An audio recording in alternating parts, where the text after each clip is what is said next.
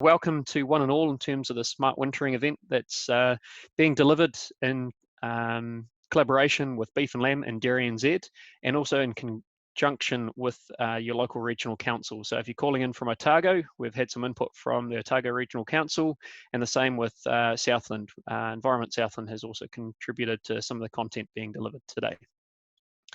In terms of myself, I'm Ollie Knowles. I'm the regional leader for Southland, South Otago with DairyNZ. So just covering off in terms of the context and how we've decided to try and bring this to you. So the intention was to deliver a workshop or a number of workshops across the Southland, South Otago region over the last 3 weeks. But because of the level 4 lockdown that's been imposed because of COVID-19, we have had to cancel those events, and hence why we're now delivering this webinar to you today. In terms of what we're looking to cover off today, we've got a number of presenters. We've got Nick Tate, Dawn Daly and Helen Thode from DairyNZ, and Olivia Ross from Beef and Lamb. We've also got one of the DairyNZ team, Hamish, who's just sitting in the background, helping just make sure that the technology's operating. So if you hear of anyone mention Hamish, next slide, he's just making sure that everything runs smoothly for us today. In terms of where we're going from the presentations, once they kickstart off after myself, there's going to be a 10-15 minute session on a Q&A towards the end, and also a sum up from the likes of myself. In terms of any questions that get asked today, can I please ask that you try and use the chat function in Zoom, and we will do our best to try and prioritize some of those themes that might come together through those questions and ask them as the Q&A session comes up. If you have any issues with that Q&A session and the chat function, can I please request that you text your questions through to this phone number. That is 027 572 7614. So if you cannot use the chat function in Zoom, please text your questions through to 027 572 7614. We really look forward to being able to cover off this content with you today, and yeah, look forward to your questions coming through a little bit later. So without further ado, I will pass you over to the first presenter, which is Nick, I believe. Thanks, Ollie. It's actually going to be me. So, hi all. Olivia. It's all good. I'm a good-looking Nick. I'm Olivia Ross from Beef and Lamb New Zealand. I'm Extension Manager for the Southern South Island, and I'm just going to start today off by a bit of introduction, what we're going to cover, and also why the focusing on wintering is important. So just a little bit of background to set the scene. We know at present that 79% of cows are wintered off the milking platform, and 46% of these are on support blocks, with 33% with graziers.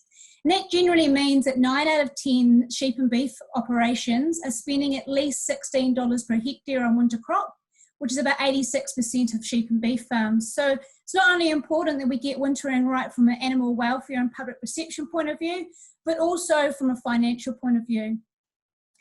So I'm just going to go through really today what the purpose is. Next slide there, Hamish. So today's purpose is to be able to cover a number of different topics over the hour period. We're going to talk about changing practice in wintering planning, dealing with animal welfare and environmental concerns, and that's going to include shelter, lying and wet weather. And then also hoping that you will be able to go away today with the tools to be able to create your own wintering plan or an adverse weather plan as we go into winter. So what's the benefits of getting this right? Last year we saw a winter campaign, and we don't want to see a repeat of this again this year. We need to be proactive and plan ahead before winter arrives. We're doing some great practices out there already. However, some of these may need to be reviewed.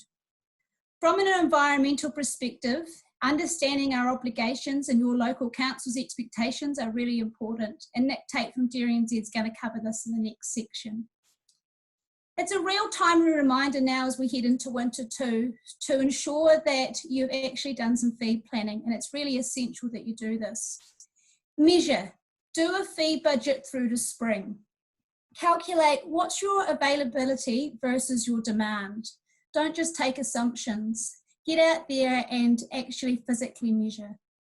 Take into account reduced yields. For example, the Dairy Hub got their winter crops in by mid-November, which was earlier than most due to the weather last year, but they are still behind by 16% in their cow crops and 20% in their fodder beets compared to this time last year.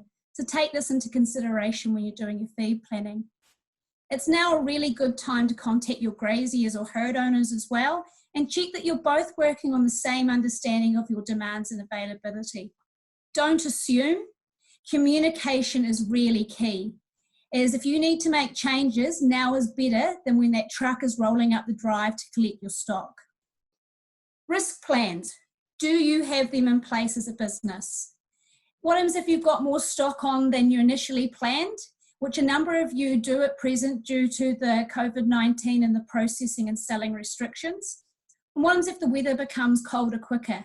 How are you going to combat this? It's really important that we plan for it. Good feed planning does matter, and the earlier you plan, the better you'll be prepared. If you need feed planning assistance, you can simply call either DairyNZ or Beef and Lamb's 0800 numbers, and you'll get a free stock assessment of your feed planning needs and any support you should need. So that support is out there and through a number of different rural professionals as well. We've been working in the wintering space for a long time, and interest is only really ramped up in the last 12 months. And as a result, the Wintering Task Force was born, as you will be aware. Then flip to the next slide, please, Hamish. These are the overarching recommendations that came from that report. So animal welfare considerations, where animal welfare needs to be considered when creating farm environmental plans and support tools, such as your grazing contracts.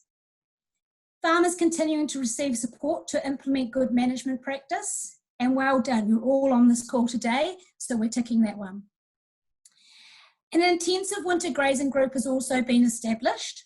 This group is made up of multiple organisations, including vets, farmers, rural professionals, and it has an animal welfare front of mind and is assisting in the implementation of the task force recommendations. There's also more active surveillance that is occurring, which is ensuring animal welfare standards are met.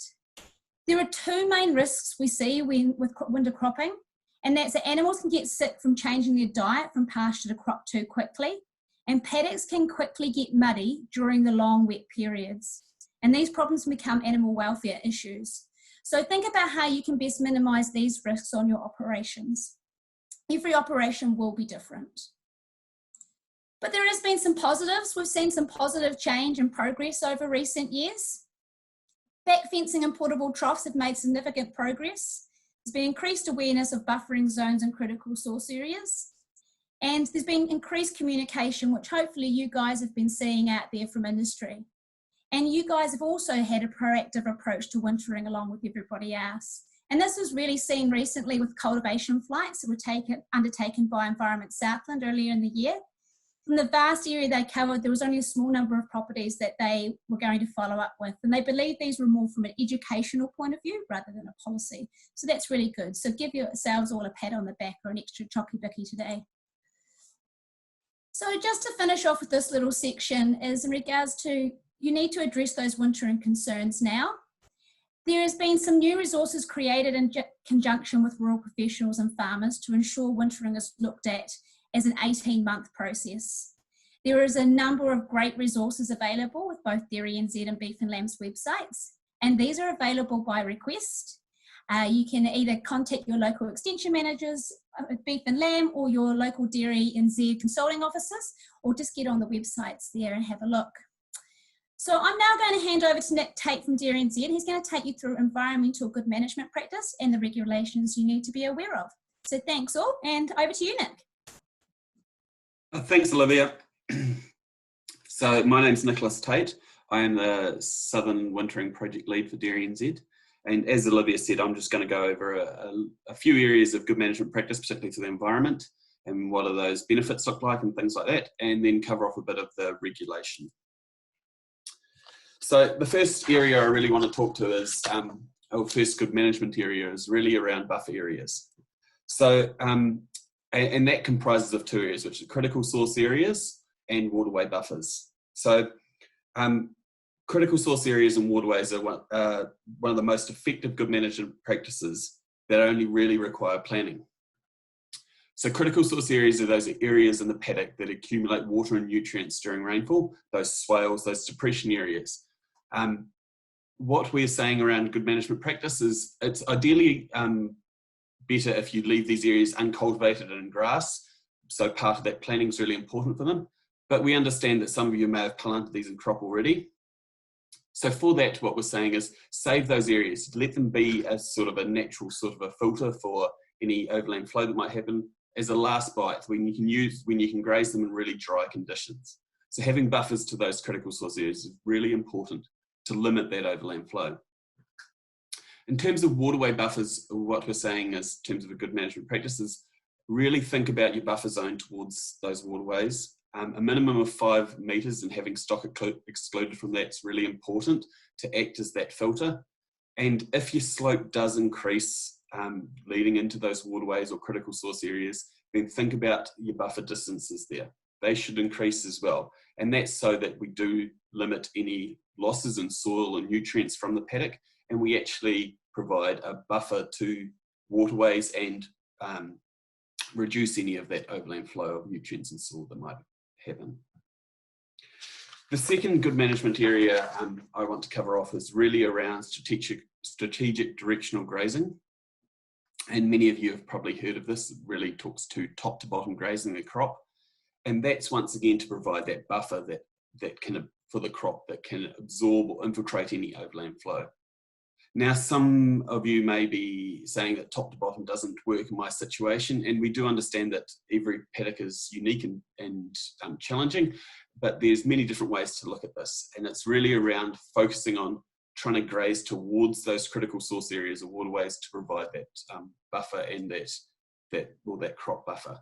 So you might not be able to directly go from the top of the paddock to the bottom, but think about how you could do that differently, and remembering that the key goal here is to provide as much of a buffer to those waterways or critical source areas as possible, so that the crop actually will absorb or slow down any overland flows. This was really demonstrated in 2011 to 2014 at the Telford Research Farm, where they did a research trial under the Pastoral 21 project. And they looked at two, as you can see in the picture there, 2 different paddocks that were right next to each other that had critical source areas in them. And what they did was they took this a mob of cows and sheep as well, and looked at different ways of grazing. So for the first year in the control, what they did is, in the green you can see on the right hand side, is they grazed normally from the bottom to the top, didn't protect that critical source area. And then they, on the left-hand side, they took a different approach, grazed from the top to the bottom, swung around to the sides of that critical source area and really protected that, and then used that area as a last bite situation and grazed it only in dry conditions. The next year, they swapped that over to obviously provide the control. And what they really found from that is that top to bottom strategic grazing towards critical source areas and the protection of critical source areas reduced the sediment runoff and nutrients and overland flow by about 80%, which is, for a small amount of practice changes, a really big benefit to keeping that soil in your paddock where it's most benefit, and the nutrients as well. The third area that I want to talk to is around reducing stock movement, and why we need to think about reducing stock movement is to limit soil damage or any sort of pugging or anything like that. It's really important that we try to keep a fresh break in front of the cows as we feed them, and limit them having to move backwards and forwards to campsites like water troughs. So what we're saying is there's 3 areas here that to thinking about reducing your stock movement. So using portable troughs where possible, that gives them access to clean fresh water each day right next to the break or right next to their feed, so they don't have to travel too far. And think about where you place that in the paddock, because obviously it is an issue, or it can be challenging for your staff to actually move that portable trough. So keeping it at the side of the break, right near the front fence, is a really good option. But actually limiting your any soil damage or any pugging issues is using portable troughs is a really good way. Also, back fencing the crop, so making sure that you are regularly moving that back fence up, and that's really trying to limit those campsites and keeping areas that have good soil structure that may not be damaged and good for maybe later use in adverse weather. But also, if they do have an issue where it does rain and they pug that one area, then you can move them on past that over time, and it allows for that soil to recuperate. So using shifting your back fences regularly is really important. And then with baleage, using those using ring feeders, trying to make sure that the cows utilise as much as possible of that supplementary feed and not lying down on it. So placing that supplemental bales away from waterways and critical source areas and using those bale feeders to improve utilisation. I just want to move on now to talking about what the regulation looks like. And obviously I can only talk with a limited time, talk for a couple of minutes on this. But if anybody wants any more information, please get hold of your regional council. That's my first comment. So for Environment Southland and the Southland region, they do have some wintering rules in the proposed Southland Water Plan, Southland Land and Water Plan. And it is important to note that this plan is not operative yet, but there is some things that we can get on with, but I'll talk to more of that. So what that rule says is intensive winter grazing is a permitted activity as long as the following conditions are met. And that is that no more than 15% of the area of landholding, or 100 hectares, whichever is lesser, is that's the size of your crop, that you have a farm environment plan that's cover wintering, which includes good management practice. And if you can't adhere to those good management practices due to circumstances, then you must have a 20-metre buffer to a waterway. Otherwise, if you can't meet these conditions, then a land use consent for wintering is required. And there's a really good question and answer section on Environment Southland's website that covers that. Having said that, there's some other rules that we need to think about, and they're existing use rights rules. So in the RMA, there's a section that covers that, and it basically says if you're not changing your activity in terms of size or scale compared to your other years, then you can carry on with that without a consent as a proposed plan. But what would trigger this if there is a change to scope, scale or intensity in your wintering, in which case, and that can constitute a number of different things. And if that's the case, then you might need a consent. So the message from us is to talk to Environment Southland, Land Sustainability or Consents team to get some clarification around that. But the examples of changes to scale, scope or intensity is if you're adding cow numbers or stock numbers, if you're changing the area of your, or increasing the area of your intensively winter grazed area, or if you've bought a new property and you intend to intensively winter graze there that previously hadn't done it.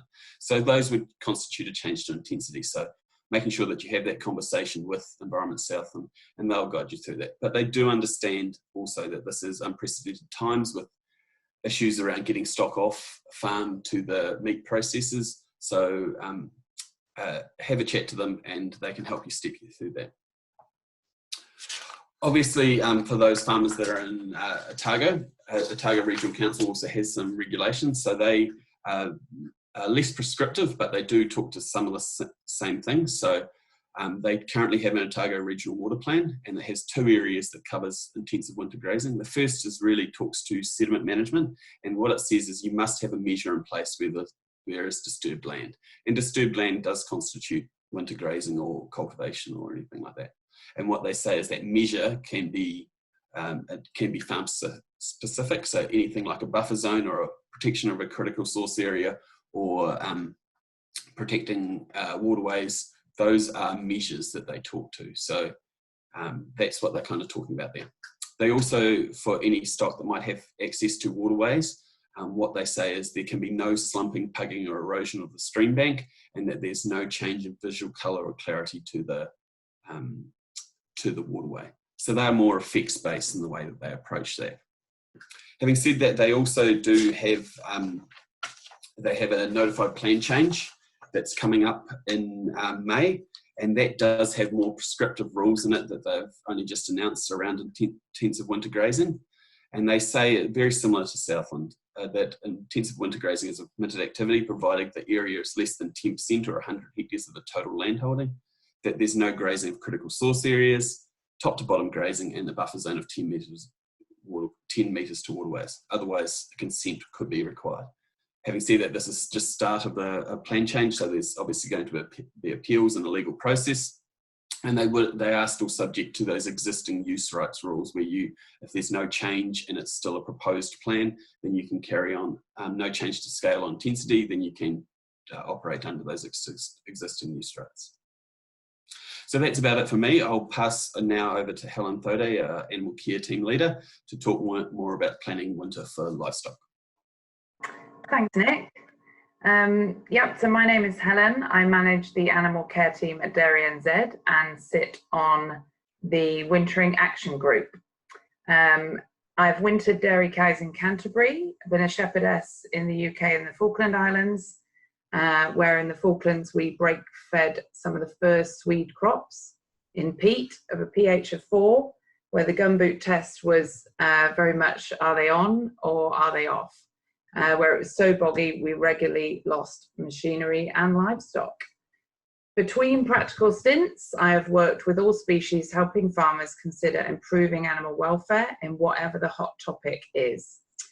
This has included some years in the pig industry where I actually persuaded farmers to make mud for their sows to wallow in. So it's a funny old world.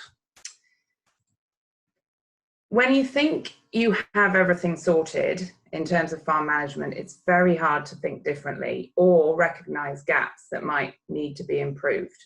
One way of thinking differently might be to imagine if one of your animals was sat at the table having their say about what they wanted over winter.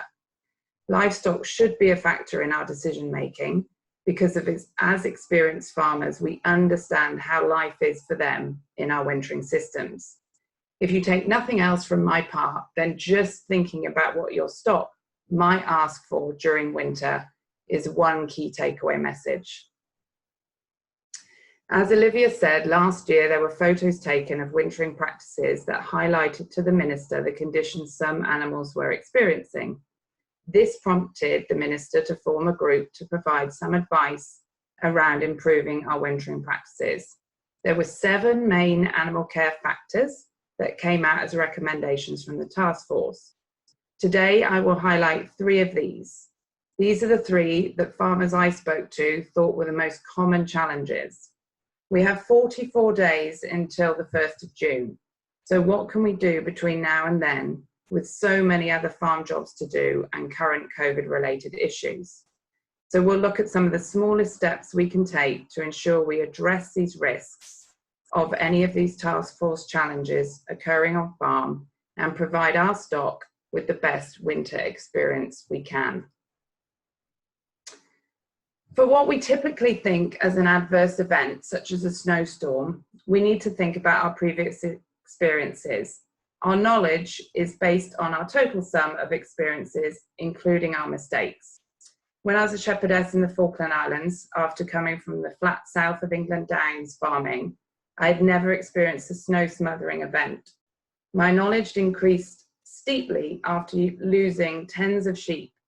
Being someone that is driven by animal care, for me to lose animals was a clear sign I'd failed. So I took decisive action earlier in subsequent storms.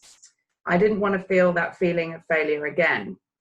I was lucky enough to have control over what I did as a lone shepherdess, but in a family dynamic, it can be more challenging. When storms are brewing, what actions can you take to ensure the safety of animals? And have you communicated these ideas to your families or your farm teams? If we think about our cow around the table, she would say an extended period of 2 to 3 days, constant rain or very windy conditions is adverse to her. This brings us to the most challenging factor. During our 60 days of winter, how do we try and achieve a comfortable lying surface in a crop paddock?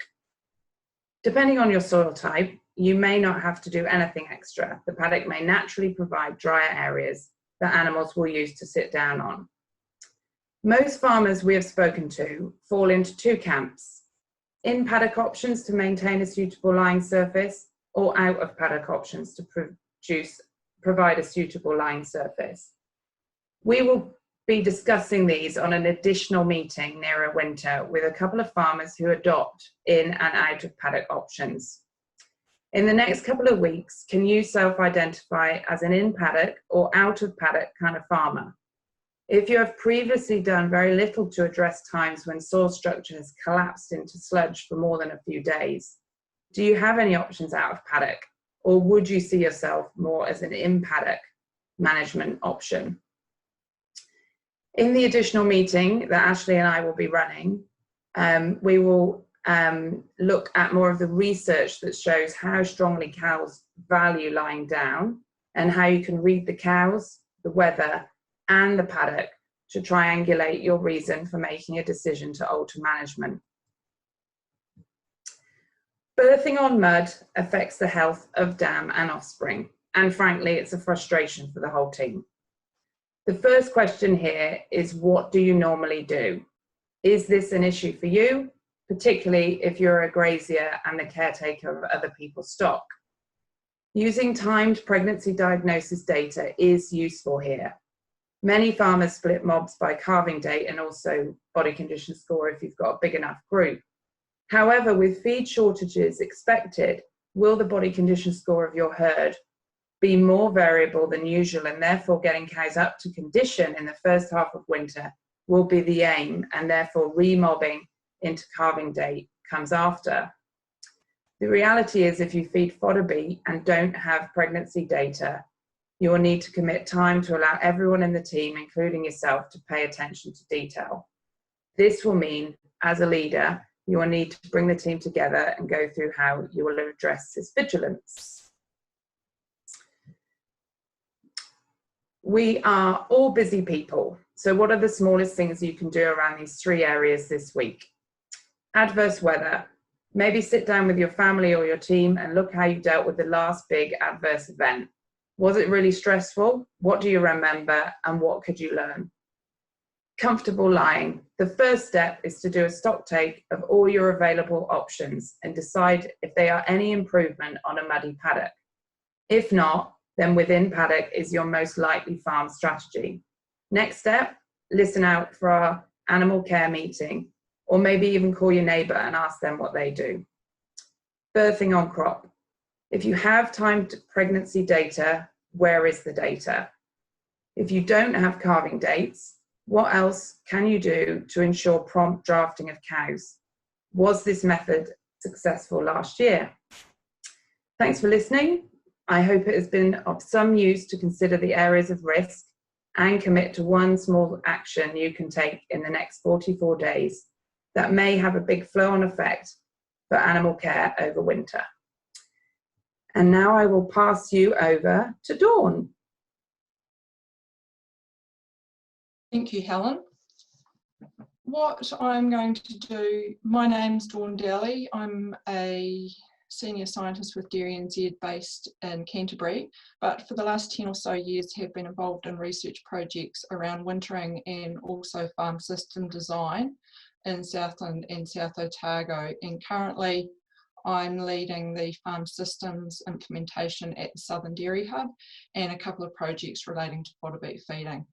So today in my session, what I'm going to try to do is bring together some of the key messages that you've heard from Nick and Helen in relation to good management practice and animal welfare, and talk about the importance of crop paddock setup and contingency plans for adverse weather. And partway through, I'm going to flick over to Olivia, and she's going to give us some perspective from a mixed livestock point of view. So next slide, please. So why is it important that we have paddock grazing plans?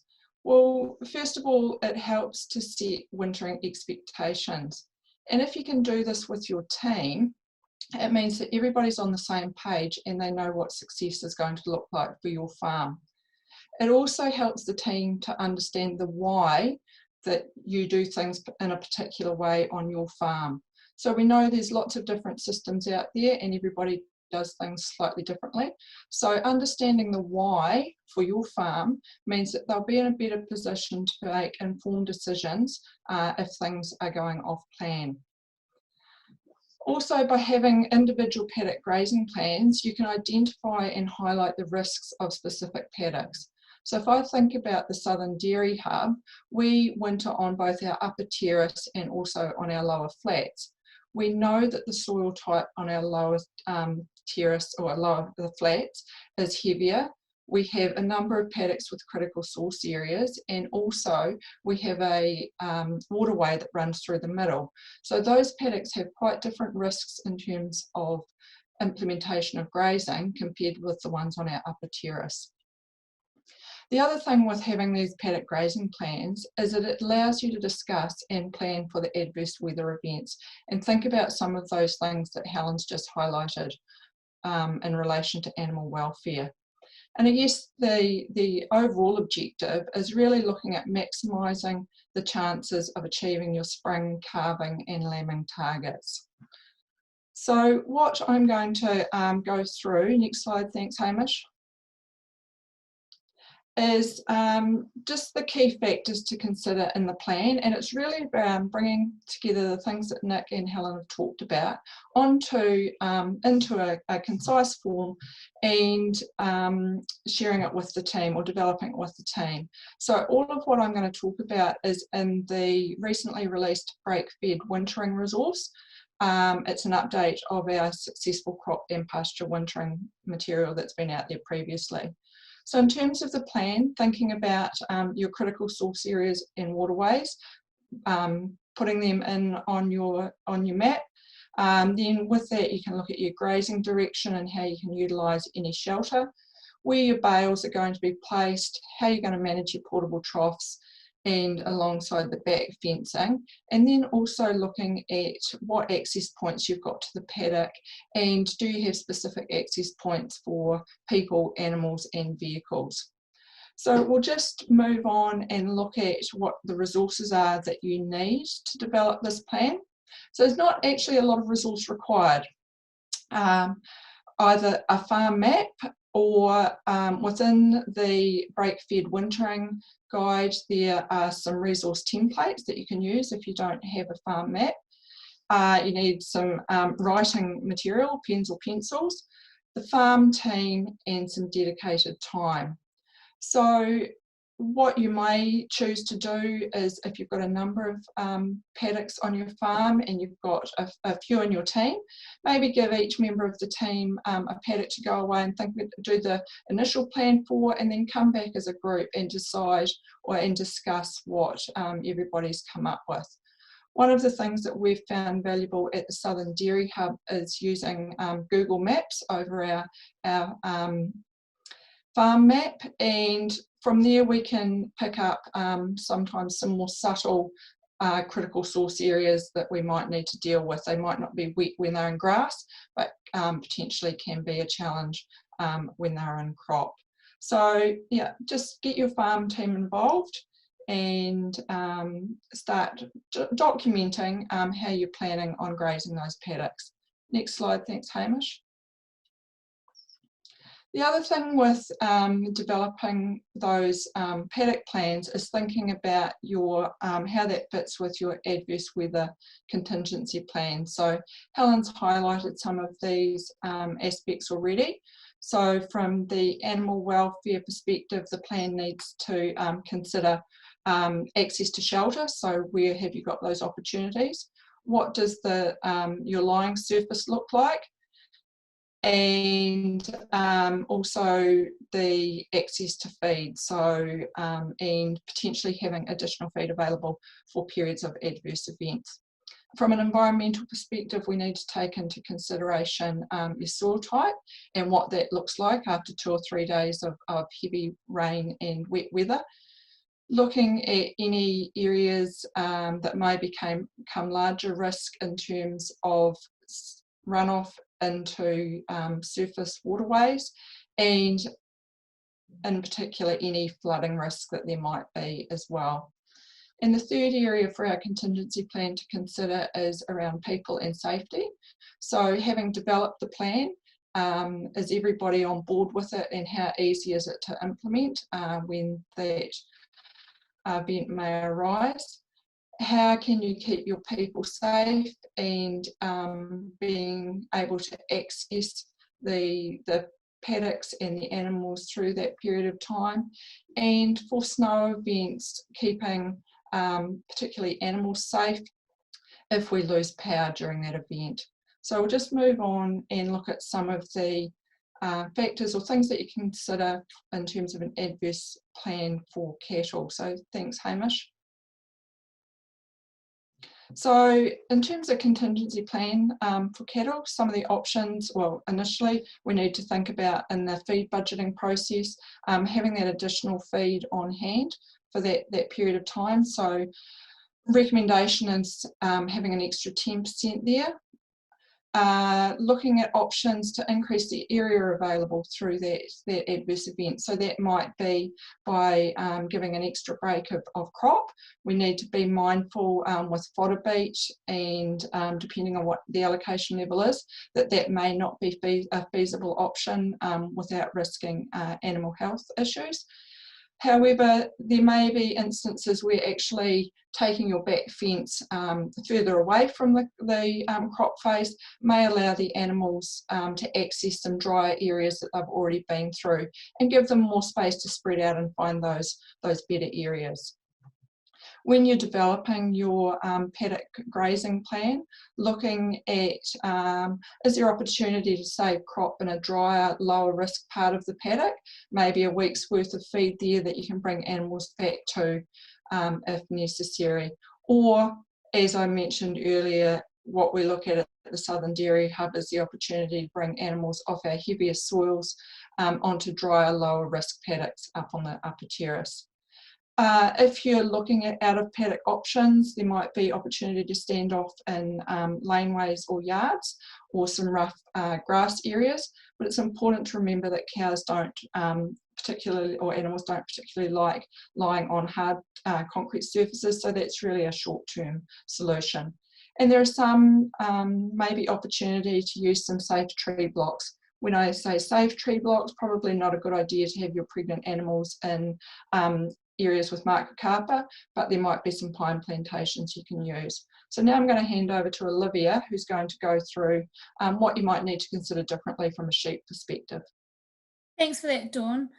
Yeah, some of those cattle options, obviously, guys, can be used, but for other livestock, including sheep and deer, there might be some other options that you haven't thought of. And I'm just going to go through some of them for you to consider. So getting livestock to sheltered areas with water, you may be able to consider a grass runoff paddock when the weather is foul, and have other options like utilising grain and sheep nuts while in those areas if it's going to be for an extended period of time to make sure you can maximise shelter. Again, you can use those lower risk dry paddocks as well. You may consider larger breaks or day breaks, and I know a number of people are doing that now as well. From a deer perspective, deer require bigger breaks than cattle, and some deer farmers have been giving deer the whole paddock rather than strip grazing, ensuring that that critical source area is well protected.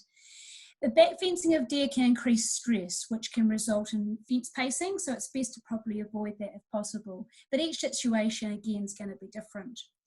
You can look at prioritising your stock classes. So body condition scoring at scanning could be an option, and look at transferring lighter animals to grass and supplement. You could be looking at doing some of this now as well. If lambing dates are split, ensure that you feed stock based on their lambing and calving dates.